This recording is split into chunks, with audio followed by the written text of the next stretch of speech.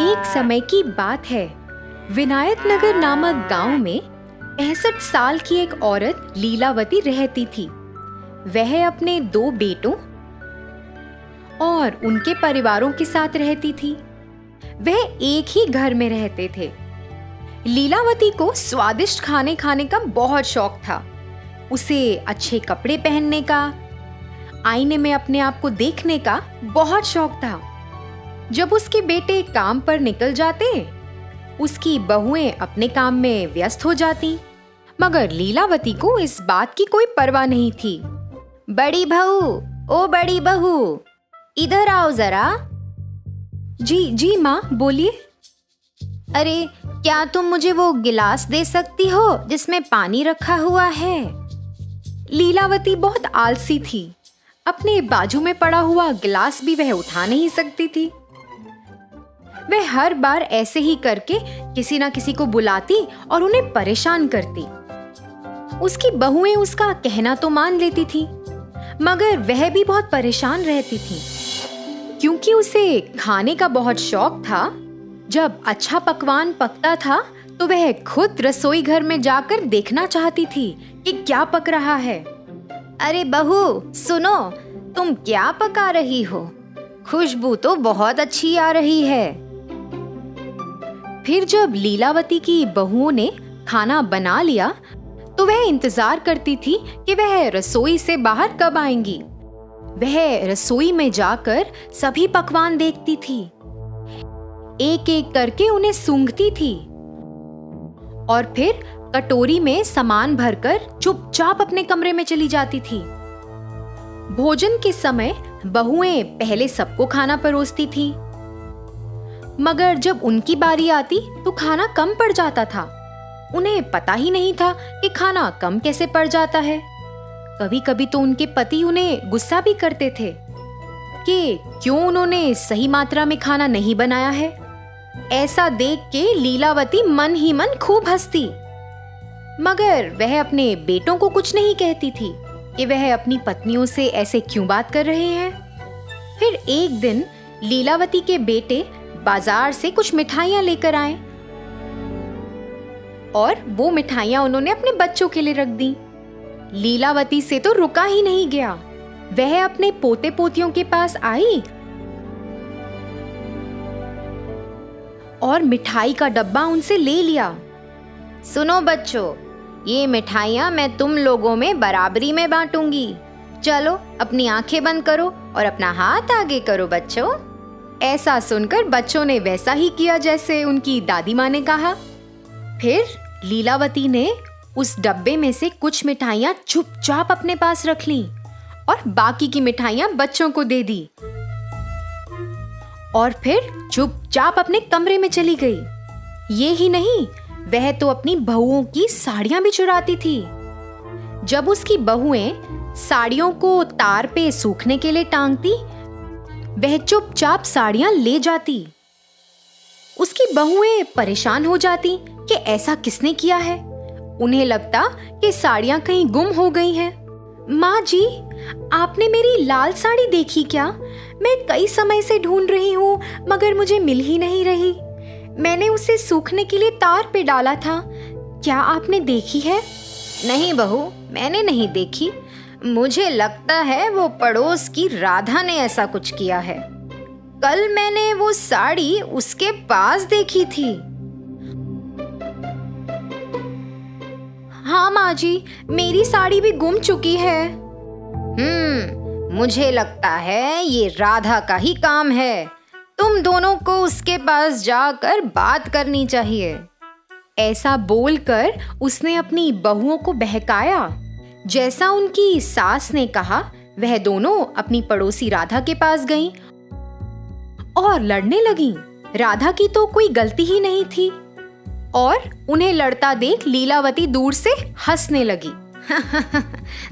इनको तो पता ही नहीं चलेगा कि ये मैंने किया है। देखो कैसे लड़ झगड़ रही हैं। लीलावती ऐसे ही अपने परिवार में सबको तंग करती। फिर एक दिन जब वह खाना खा रही थी, लीलावती को बहुत खुशी हुई ये जानकर कि अगले हफ्ते दशहरा आ रहा है।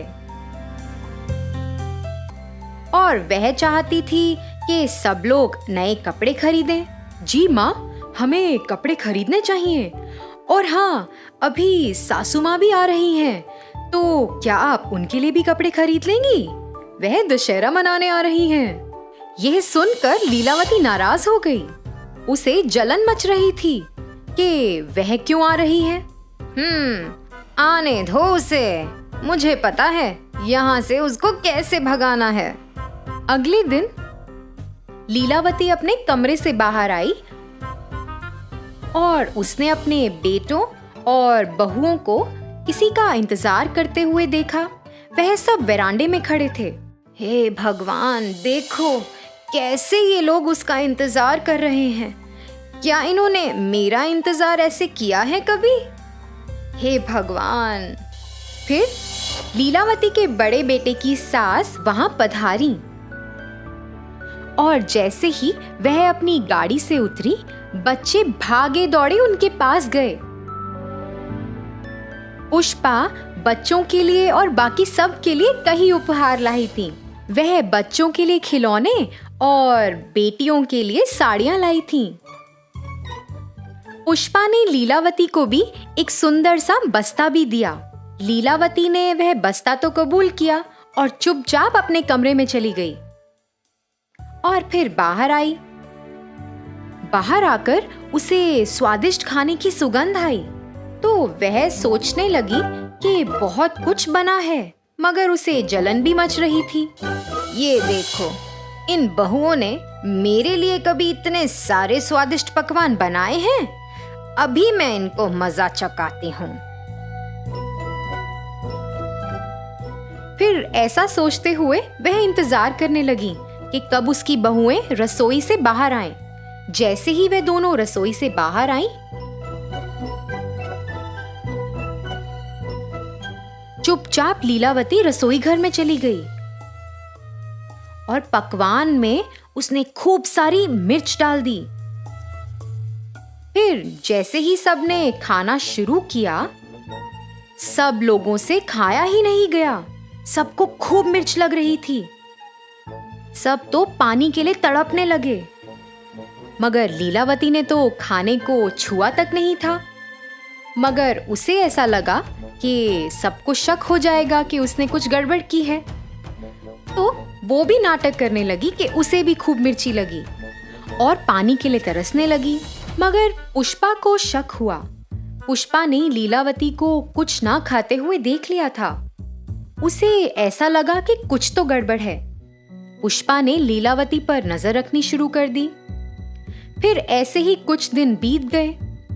पुष्पा ने ऐसा देखा कि लीलावती बच्चों से मिठाइयां चुराती है और अपनी बहुओं की साड़ियां चुरा कर उस बस्ते में रखती है।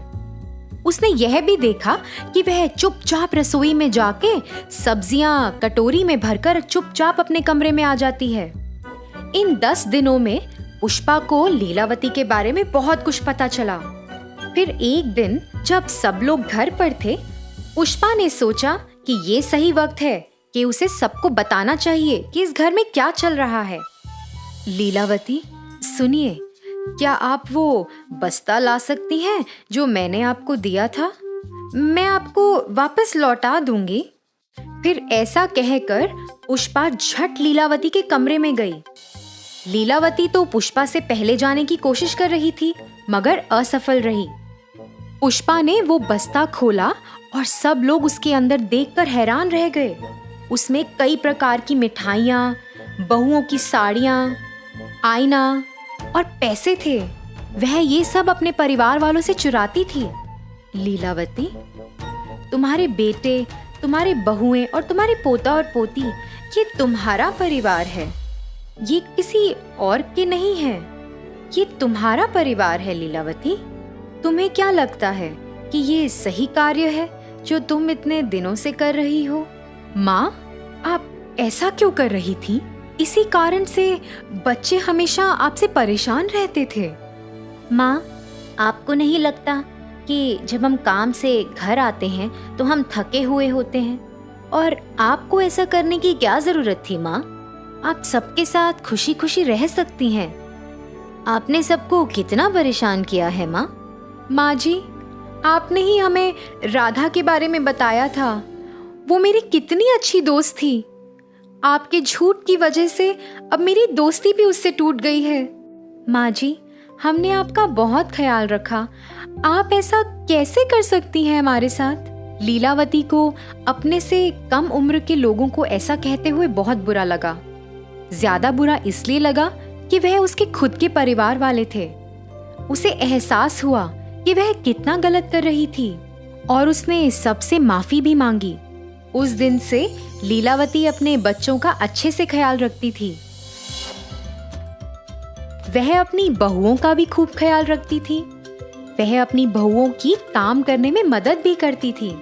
ऐसा सब देखकर पुष्पा भी बहुत खुश हुई कि उसके रहते रहते लीलावती का हृदय परिवर्तन हुआ। तो बच्चों, इस कहानी से हमें ये सीख मिलती है कि हमें अपने पास मौजूद जिंदगी से संतुष्ट रहना चाहिए। उम्र के साथ हमें अपना व्यवहार भी बदलना चाहिए, नहीं तो इससे हमारे अपनों को चोट पहुंच सकती है।